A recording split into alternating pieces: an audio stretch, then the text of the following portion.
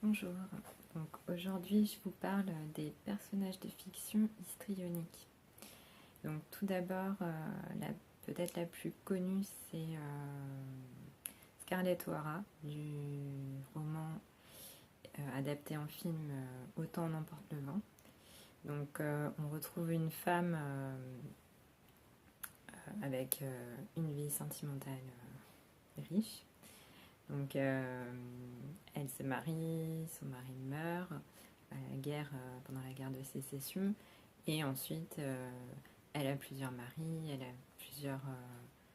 elle est amoureuse aussi en secret, enfin, elle est amoureuse du mari de sa meilleure amie, et surtout on retrouve une femme ambitieuse qui quand même prend la tête d'une Syrie à une époque, donc au 19e siècle, où c'est quand même assez rare. Donc voilà, Scarlett O'Hara, c'est un personnage histrionique. Ensuite, on a Madame Bovary, donc l'héroïne de Flaubert. Donc une personne, donc une femme qui se marie et ensuite qui tombe dans l'ennui, et pour voilà, tromper son ennui, elle elle a des amants, elle fréquente des hommes, donc elle a une vie sentimentale aussi assez mouvementée. Et bon, après je vais peut-être pas vous dire la fin, mais enfin voilà. Donc là, bon, euh, on est au 19e siècle aussi, donc elle est assez quand même engoncée dans son mariage, mais voilà, elle étouffe, et voilà, elle cherche à s'en échapper à tout prix.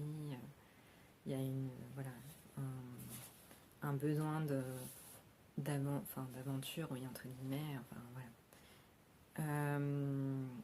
Ensuite, il y a Ludivine Vernet, donc c'est dans Les gens de Mogador. Alors, donc c'est un roman en 6 tomes adapté à la télévision dans les années 70. Donc pareil, ça se passe au 19e siècle aussi. Donc c'est une femme qui se marie, voilà, au 19e les femmes se marient, hein, elles font pas carrière. Donc avec l'héritier du domaine de Mogador, Frédéric. Et on peut voir, donc évidemment, oui, on peut voir son caractère histrionique. Elle a un fort caractère, effectivement. Donc, elle n'a pas d'amant, elle reste fidèle à son mari. Mais c'est vrai que voilà, il y a quelques crises, un petit peu, voilà, c'est mouvementé avec son mari.